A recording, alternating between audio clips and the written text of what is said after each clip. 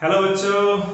तो बच्चों, आज हम लोग मैकेनिकल प्रॉपर्टीज ऑफ फ्लूइड्स में हाइट ऑफ एटमॉस्फेयर और प्रेशर के कुछ यूनिट्स की बात करने जा रहे हैं। ठीक है, तो सबसे पहले हम लोग हाइट ऑफ एटमॉस्फेयर देखते हैं। बच्चों देखिए, हम लोग जानना चाहते हैं कि अर्थ के पास जो ये एटमॉस्फेयर का जो ब्लैंकेट है, जो एनवेलप है, ये आखिरकार कहां तक एक्सटेंड होता है। What is the height of the atmosphere which surrounds the earth. तो वैसे तो बहुत सारे वेरिएशंस हैं, जिन वेरिएशंस को हमें इंक्लूड करके ही हम लोग कैलकुलेट कर सकते हैं, लेकिन हम कुछ एजम्पशंस लेने जा रहे हैं, कुछ चीजें हम लोग एज्यूम करने जा रहे हैं कि ऐसा ऐसा होता है, और उसके बाद फिर हम लोग कैलकुलेट करते हैं। ठीक है, तो इसमें देखिए तीन एजम्पशंस आपको दिया हुआ है। पहला एजम्पशन कह रहा है कि भाई एक्सेलरेशन ड्यू टू ग्रेविटी जो है वो मान लेते हैं कि कांस्टेंट होता है। आप जैसे जैसे एटमॉस्फेयर के हाइट को कैलकुलेट करने के लिए ऊपर की तरफ बढ़ते हैं, मान लेते हैं कि एक्सेलरेशन ड्यू टू ग्रेविटी हमारा कांस्टेंट है।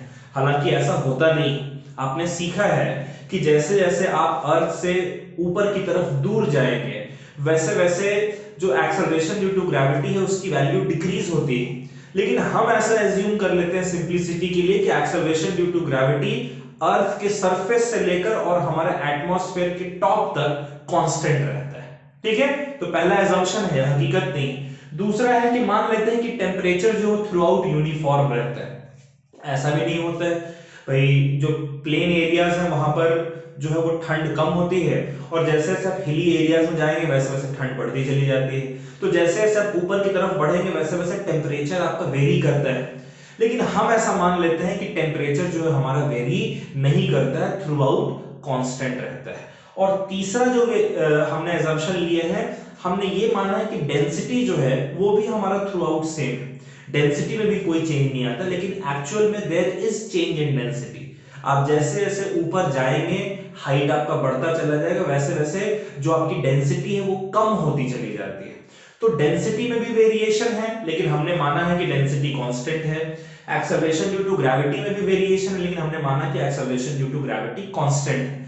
टेम्परेचर में भी वेरिएशन है, लेकिन हमने माना है कि टेम्परेचर कांस्टेंट है। देखिए, टेम्परेचर अगर आप कांस्टेंट मानेंगे तभी डेंसिटी आप कांस्टेंट मान सकते हैं, राइट। तो इसीलिए तो क्या है, स्टैंडर्ड वैल्यूज हम लोग लेते हैं। हम लोग डेंसिटी की वैल्यू ले रहे हैं 1.3 kg पर मीटर क्यूब।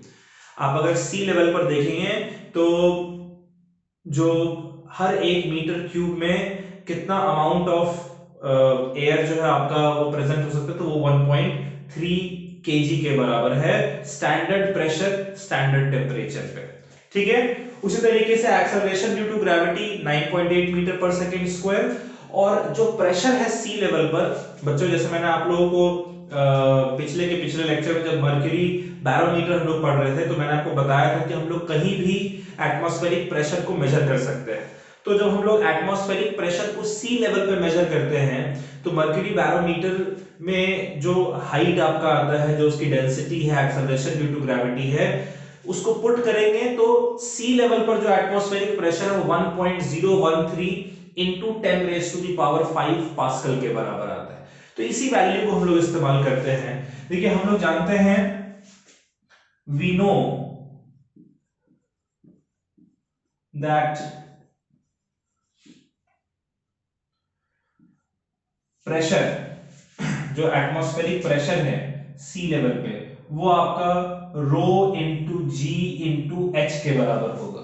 जहां ये एच क्या है बच्चों, सी लेवल से लेकर और एटमॉस्फेयर के टॉप तक जो आप एयर कॉलम लेते हैं ना, जैसा हमने सीखा था, तो वो हाइट है, पूरे एटमॉस्फेयर का हाइट एच है। तो क्या यहां से हम लोग लिख सकते हैं H is equals to atmospheric pressure at sea level divided by rho into acceleration due to gravity.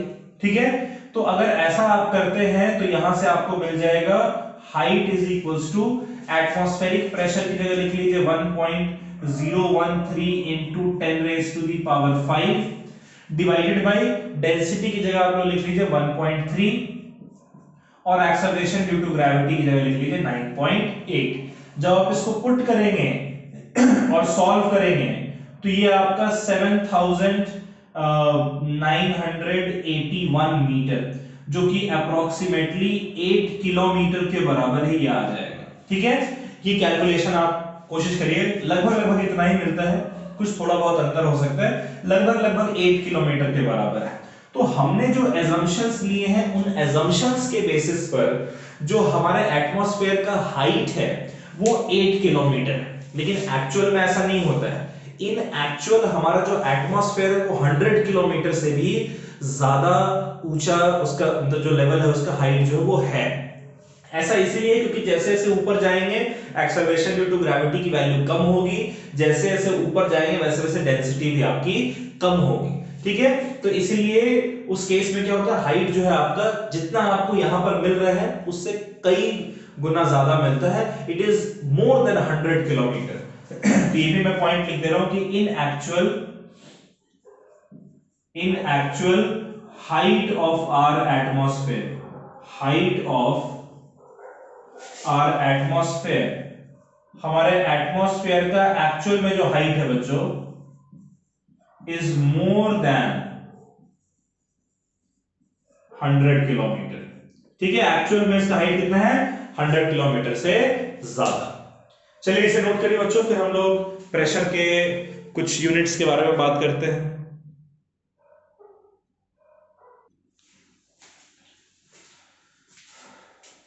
तो बच्चों ये प्रेशर के अलग अलग यूनिट्स हैं, इसको भी आप वैसे तो आपको कई जगह जो क्वेश्चंस दिए होते हैं उसमें गिवन होता है, मेंशन रहता है, लेकिन कई जगह मेंशन नहीं भी रहता है। तो जहां मेंशन नहीं है वहां अगर आपको याद नहीं होगा तो आप कैलकुलेशंस में कई जगह मिस्टेक कर सकते हैं। तो इसलिए सारे प्रेशर के जो फॉर्मूले हैं आप लोग याद रखिएगा। देखिए ऐसा यूनिट प्रेशर का होता है न्यूटन पर मीटर स्क्वायर या फिर पास्कल। सीजीएस यूनिट जो है, ठीक है, centimetre gram second, CGS unit इसमें होता है डाइन पर सेंटीमीटर स्क्वायर। डाइन जो है वो फोर्स का सीजीएस यूनिट होता है, जैसे फोर्स का ऐसा यूनिट न्यूटन होता है, फोर्स का सीजीएस यूनिट डाइन होता है, इसलिए डाइन पर सेंटीमीटर स्क्वायर। फिर एक और यूनिट होता है हमारा प्रेशर का, वो है एटमॉस्फेयर, जिसे हम लोग एटीएम कहते हैं। तो 1 एटीएम 1 एटमॉस्फेयर कितना होता है, 1.013 into 10 raised to the power 5 pascal. Sea level पर जितना एटमॉस्फेरिक प्रेशर होता है वो 1 एटीएम के बराबर होता है। ठीक है, और फिर एक यूनिट होता है हमारा बार। 1 बार होता है 10 raised to the power 5 pascal के बराबर। तो यहां पर 10 raised to 5 पास्कल की जगह बार रख दिए तो 1 एटीएम होता है 1.013 बार के बराबर। और एक होता है हमारा आखिरी जो यूनिट है वो है टॉर्क। देखिए 1 एटीएम 1.013 बार के बराबर है, ये 760 टॉर्क के बराबर होता है। तो यहां से आप 1 टॉर्क लिख सकते हैं बार या फिर एटीएम के टर्म्स में। क्लियर है बच्चों, ये सारे यूनिट्स भी आपको याद होने चाहिए, इसको नोट कर लीजिए, इसको अच्छे से याद कर लीजिएगा। तो बच्चों आज का हमारा लेक्चर यहीं पे समाप्त होता है। जो नेक्स्ट लेक्चर है उसमें हम लोग डायनेमिक लिफ्ट के बारे में डिस्कशन करेंगे, उससे रिलेटेड हम लोग पढ़ेंगे। तो आज के लिए फिलहाल इतना ही। Bye bye, take care, stay safe. इसको नोट कर लीजिए और यहां तक जो भी पढ़ा है उसको अच्छे से पढ़ लीजिएगा। चलिए बच्चों, बाय बाय।